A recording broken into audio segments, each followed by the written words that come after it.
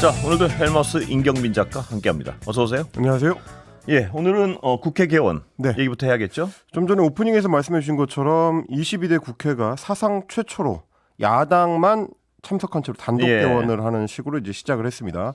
원구성 협상이 좀 쉽지 않다라는 말씀을 계속 전해드렸는데 여당이 그래서 원구성 협상이 끝나지도 않았는데 본회의를 여는 거는 참석할 수 없다라는 입장을 밝히는 바람에 야당들만 참석한 채로 반쪽 개원이 이루어지게 된 거고요. 본회의에 오늘 있었던 본회의의 그 첫 번째 의제는 국회의장단을 선출하는 일이었습니다. 여당을 제외하고 민주당을 비롯해서 이제 조국혁신당, 개혁신당, 진보당 등등의 이제 야당 의원들만 전원 참석을 했습니다. 그래서 재석 192명 중에서 190명 찬성으로 우원식 의원이 22대 국회 전반기 의장이 됐고요. 야당 몫인 그 부의장에는 이제 민주당의 이학연 의원이 이제 선출이 됐습니다. 근데 문제는 원래는 이제 부의장도 여당 몫의 부의장을 선출을 함께 하는 게 맞는데 국민의힘 같은 경우는 원구성 협상이 아직 진행 중이라는 이유로 자당 몫의 국민의힘 몫의 국회 부의장 후보를 지명하지 않고 있는 상황입니다. 그래서 오늘 할 수 없이 일단 야당 몫의 부의장만 선출한 채로 본회의를 마무리를 했습니다. 헌정사상 최초고요. 앞으로 민주당은 어떤 법이 규정한 한 발 한 발 따박따박 그냥 나가겠다는 거죠. 그러니까 지금 이제 일정에 맞춰서 하겠다라는 원칙을 고수를 하고 있습니다. 그리고 신임 우원식 의장 같은 경우도 일정 얘기를 계속해서 강조를 하고 있는데 재헌국회 이래로 집권 여당이 없는 상태로 국회가 개원한 거는 이번이 처음입니다. 그러니까 의장단 선출만 놓고 보자면 일단 일당 중심으로 해가지고 반쪽 개원을 한 때는 뭐 이번까지 해서 이제 세 번째인데 1967년 7월에 이제 제1당 주제로 그때 이제 민주공화당이죠. 공화당 주제로 단독 개원이 된 적이 있었고 2020년에도 그때도 이제 민주당이 1당이었는데 그때는 여당이었기 때문에 민주당 주도로 단독 개원을 했었는데 이번이 이제 야당만 참여한 채로 최초의 이제 단독 개원이 된 그런 사례가 됐습니다. 합의가 안 된다고 해서 질질 미루는 일은 없을 것이다. 이게 민주당의 공언인데요. 앞으로 그렇습니다. 계획이 어땠나요? 일정이. 오늘 일단 우원식 국회의장의 말을 좀 주목할 필요가 있는 것 같습니다. 우원식 의장 같은 경우에는 국회법이 정한 시한을 지켜서 원구성을 맞춰야 된다라는 점을 오늘 이제 다시 한번 강조를 했습니다.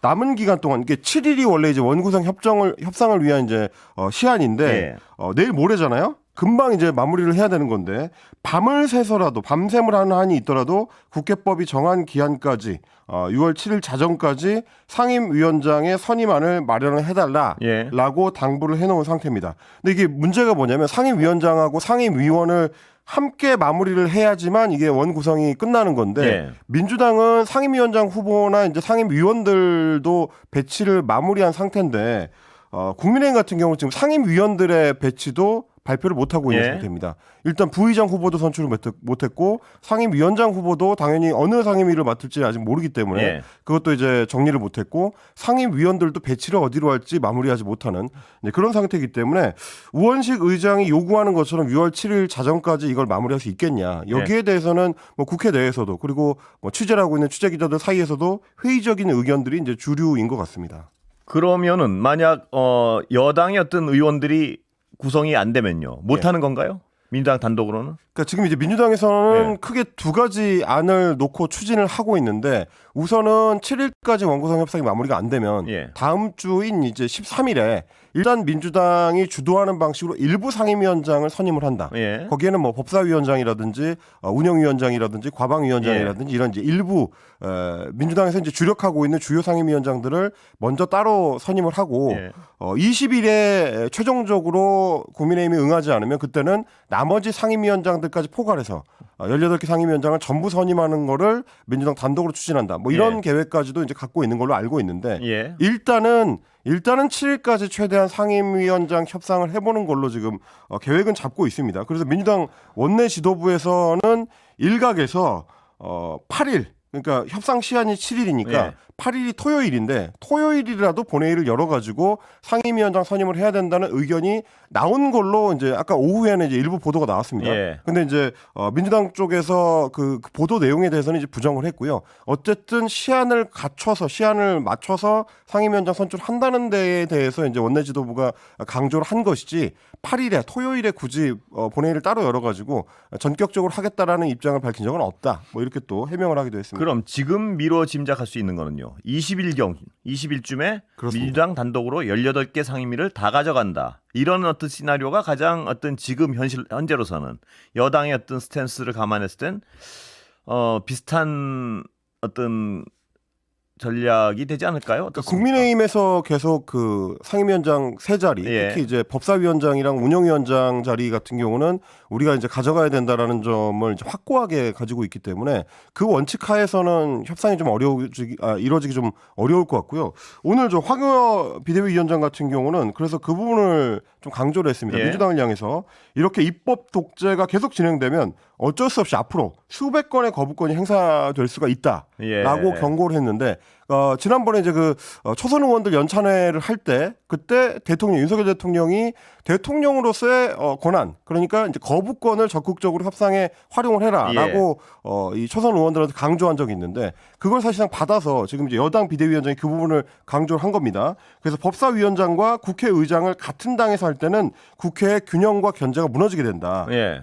그걸 방지하기 위해서 미국 같은 경우는 다수당이 법사위원장을 맡아왔는데 미국 대통령이 그래서 수백 건의 거부권을 행사하는 경우들이 생긴다라는 거죠. 예. 그러면 그 사례를 우리한테 적용하면 마찬가지로 다수당이 법사위원장을 가져가게 되면 민주당이 법사위원장을 가져가게 되면 대통령이 역시 마찬가지로 미국처럼 수백 건의 거부권을 행사할 수밖에 없다. 이런 얘기와 같은 얘기를 하고 있는 겁니다. 예. 거부권은 뭐 어떤 거리지 않고 쓰겠다. 이 선언 같은데요. 그렇습니다. 그렇지 않아도 이제 언론이라든지 야당 쪽에서는 대통령이 이렇게 거부권을 남발하는 것 자체가 자칫하면 탄핵 사유가 될 수도 있다라는 점을 이야기하고 있는 상황이기 때문에 오히려 이제 여당 비대위원장 같은 경우는 미국의 사례를 가져와서 우리나라만 대통령의 거부권을 많이 행사하는 게 아니다. 이렇게 이제 여소야대 전국이 되면 미국 같은 경우도 법사위원장이 다수당이 가져갔을 때는 대통령이 수백 건씩 행사할 수도 있다. 이걸 미리 좀 얘기를 해놓는. 일종의 이제 그 정지 작업이라고 할까요? 이제 그런 것처럼 보이는 그런 맥락도 좀 있는 것 같습니다. 논리상으로 보면요. 그럴 거면 입법부 선거 안 해도 되겠네요.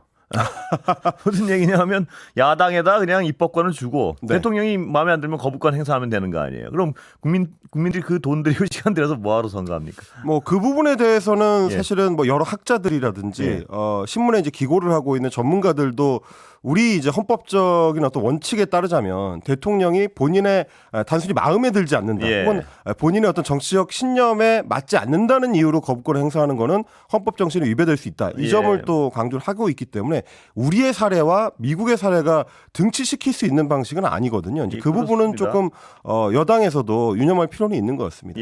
그래서 아까 제가 여쭤봤던 게 그렇게 거부권을 남발해도 되는 거라면 국회의원 선거 뭐하러 굳이 하냐 이거죠. 그렇죠. 최종적인 어떤 법안의 통과 권한을 행정부 수반인 대통령이 갖고 있는 것처럼 인식을 할 것 같으면 그럼 입법권 자체도 사실상 입법권은 그러니까 이런 식으로 할 거면 아까도 말씀드렸지만 입법권 야당에 주고 대통령은 거부권 가지고 있고 그러면서 입법하면 마음에 안 들면 거부하고 뭐 이런 식으로 굴러간다는 거 아니에요 지금. 그렇습니다. 그리고 이제 말씀하신 대로 된다면 사실상 입법권을 대통령이 통제하는 상황이 되기 때문에 상권 분리에 위배된다라는 얘기가 당연히 나올 수밖에 없는 거죠. 그런 것 같은데요. 그렇습니다.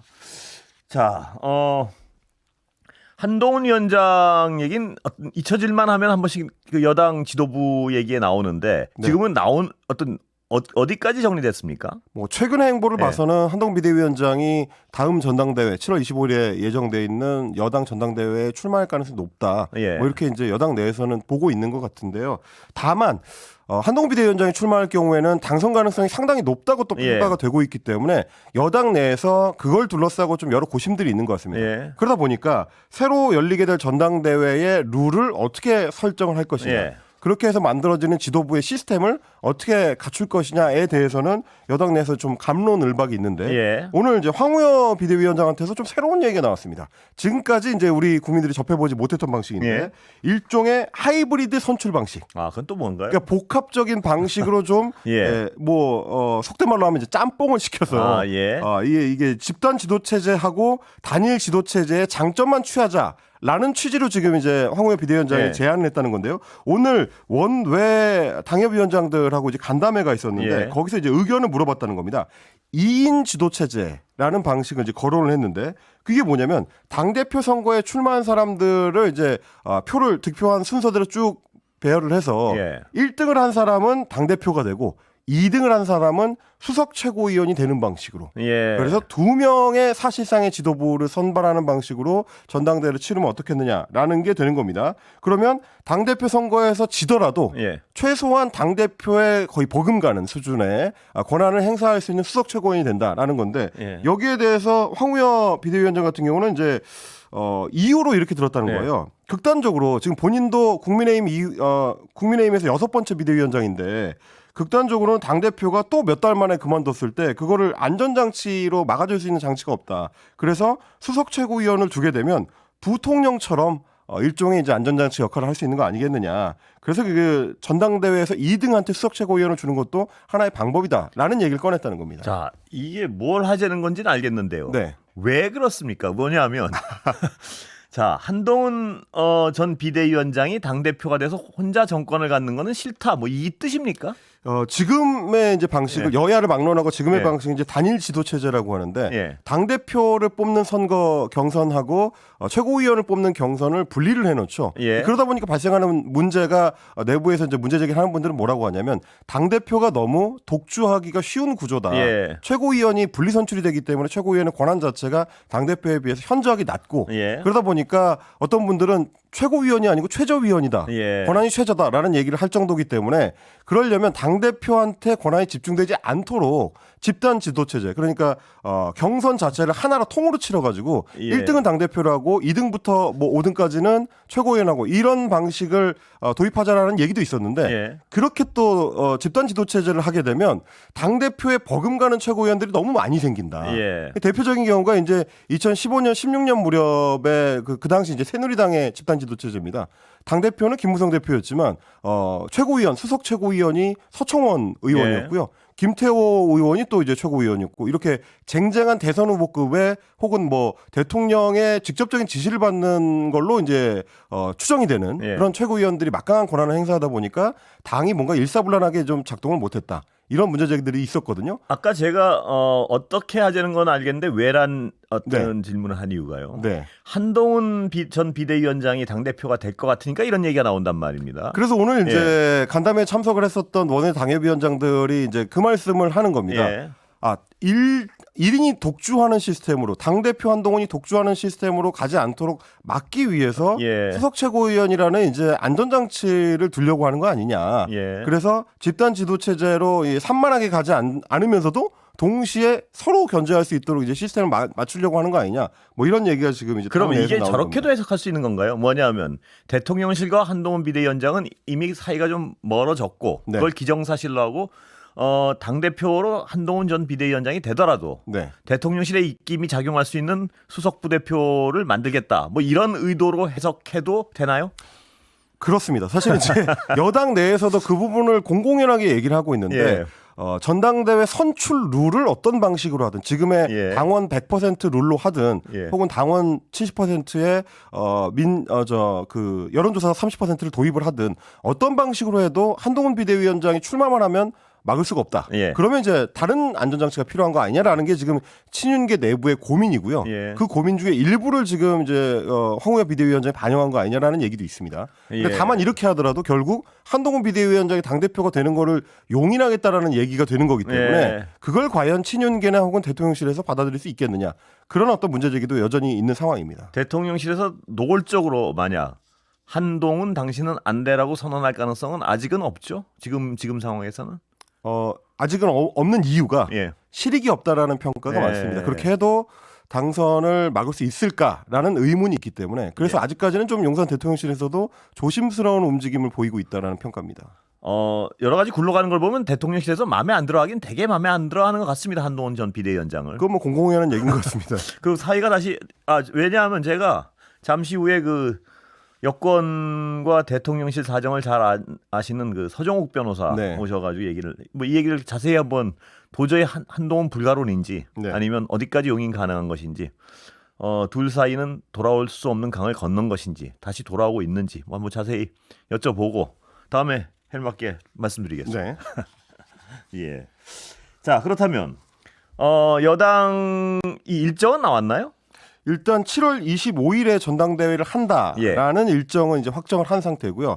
그리고 뭐 지도 체제에 대해서는 여러 갑론을박이 있습니다만은 분리해서 치른다까지는 어느 정도 이제 정리가 된 것 같습니다. 예. 그리고 나서 이제 최종적으로는 당대표 선출을 위해서 투표를 할 때 이제 그 룰을 어떻게 할 거냐 거기에 대해서만 아직 조율이 좀 필요한 것 같습니다. 예. 다른 얘기 좀 넘어가 보겠습니다. 네, 문재인 전 대통령의 아내 배우자 이제 김정숙 여사의 네. 2018년 인도 방문 관련해 가지고 지금 여당에서는 특검법까지 발의가 돼 있는 상황인데 오늘 문재인 전 대통령이 직접 입장을 밝혔습니다. 예. 페이스북에 별도로 글을 썼는데 점입 가경으로 논란이 커지는 것을 보면서 가만히 있을 수가 없어서 몇 가지 기본적인 사실을 밝힌다. 예. 라면서 꽤 이제 그 장문에 그리고 이제 조목조목 반박을 하는 내용의 이제 글을 올렸습니다. 뭐라고 했느냐면 대통령 부부의 해외 순방 경비 이거 가지고 지금 난리인데 이거는 소관 부처에서 예산을 편성하고 집행을 한다. 그러니까 예. 대통령실에서 개입하는 사안이 아니다라는 점을 강조를 했고요. 그건 무슨 얘기냐면 현 정부의 문화체육관광부에 문의를 해보면 될 거 아니냐. 왜 이걸 가지고 문재인 대통령을 거론하면서 갑론을박을 하느냐. 예. 문체부에 확인을 해봐라 라는 입장인 거고요. 그리고 기내식이 뭐 호화 기내식이었다라는 얘기를 윤상현 의원이 제기를 했었는데 그 기내식 관련해서도 이렇게 얘기를 했습니다. 해외 순방을 할 때 전용기의 기내식은 일반 여객기랑 마찬가지로 세트 제공이 되는 거다. 예. 그때 이제 선택할 수 있는 거는 뭐 한국식 음식이든 네. 혹은 양식 음식이든 혹은 네. 이제 빵을 고르든 아니면 이 고기를 고르든 뭐 이런 방식의 선택지만 있는 것이지 다른 비행기랑 좀 다른 방식의 기내식이 제공되는 게 아니다. 그러니까 세트 음식 외에 별도의 고급 음식을 주문하거나 먹을 수 있는 구조가 아니다. 네. 이렇게 이제 해명을 했고요. 그러면서 초호화 기내식이라는 게 애초에 원천적으로 불가능한 일인데 왜 그런 식의 문제 제기가 되는지 모르겠다라는 예. 입장을 밝힌 겁니다. 이것도 역시 마찬가지로 소관 부처인 문체부나 대한항공에 물어봐라. 예. 이런 얘기고요. 그 소관 부처에 물어봐라. 네. 이 얘기는 들으면 합리적으로 이해는 가는데요, 분명히. 왜 소관 부처에 물어보면 얼마가 들었고 어떻게 기내식이 마련됐고 분명히 알 수 있을 거 아닙니까? 사실 지금 이제 이 사안을 그 주도하고 있는 여당 의원이 윤상현 의원하고 배현진 의원인데 해당 의원들한테도 기자들이 계속 질문을 했습니다. 예. 그 문체부의 그렇어요. 예산 내역을 확인해 보면 되는 거 예. 아니냐라고 했는데 이제 배현진 의원 같은 경우 페이스북에 글을 남길 때 예. 입장이 뭐였냐 문체부에 자료 협조를 요청을 했는데 예. 자료 답변이 좀 늦고 있다라는 정도의 상황이었거든요. 예. 근데 이제 기자들 입장에서는 역시 마찬가지로 이해가 잘 안 되는 게 예. 지금 현 정부가 문체부 장관직을 수행을 하고 있는데 그래서요. 예. 여당에서 문제 제기를 하는 내용이 왜 바로바로 협조가 안 되느냐. 그러면 어떤 이유에서 그게 협조가 안 되느냐라는 건데 그래서 예. 제가 오늘 그 부분을 좀 취재를 해봤는데 좀 곤란해하는 어떤 측면을 추정해 보자면 예.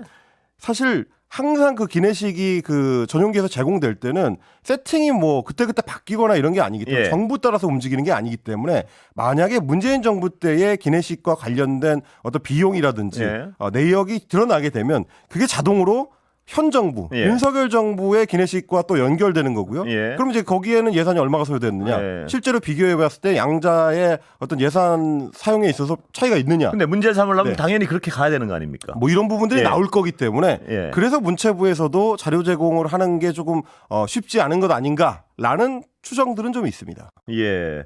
그러니까요. 어떤 뭐 논리적인 과정은 필요한 것 같아요. 문체부에서 물어봐서 문체부에서 답을 내놓을 수 있는 얘기인데 왜 그렇습니다. 밖에서 저렇게 서로 싸우는지 전혀 지금 잠깐 쉬었다 가겠습니다. 네. 광고 듣고. 예.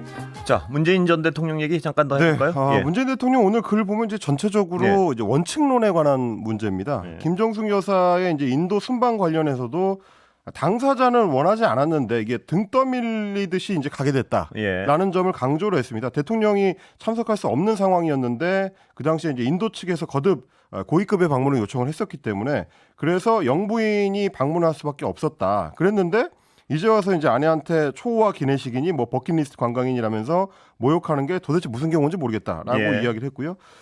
그리고 이제 또 한 가지 지적한 게 그렇다면 양국 관계 발전을 위해서 성의를 다했던 인도 측은 또 어떻게 되는 거냐. 그러니까 외교라는 게 이제 항상 상대가 있는 거기 때문에 그 부분까지 고려하면 참 민망하고 한심한 일이다라고 하면서 김정순 여사의 이제 그 당시 인도 방문 순방 일정표를 이제 공개를 하기도 했습니다. 어쨌든 지금 윤상현 의원 같은 경우는 특검법을 제출해놨지만 여당 지도부도 약간 뜨뜻미지근한 어떤 반응을 보이고 있는 상황이라서 실제적으로 이제 추진될 가능성이 높아 보이지는 않고요. 문재인 정부 때 그 청와대 국정상황실장을 지냈던 윤건영 의원 같은 경우에는 이거는 최상병 특검법 물타기고 김건희 여사 방탄용 특검이다. 욕도 아까운 저질 정치 공세다라고 이제 반박을 했습니다. 예. 자, 액트지오 대표 방한했죠. 그렇습니다. 포항 영일만 일대의 140억 배럴의 석유와 가스 매장. 이거를 이제 가능성이 높다고 분석을 했었던 컨설턴트 업체죠. 이제 액트지오의 대표 비토르 아브레우 박사가 오늘 오전에 인천공항으로 들어왔습니다. 기자들한테 이렇게 얘기했습니다. 한국의 매우 중요한 프로젝트인 만큼 명확한 답을 주기 위해서 이제 급하게 한국을 찾았다라는 거고요.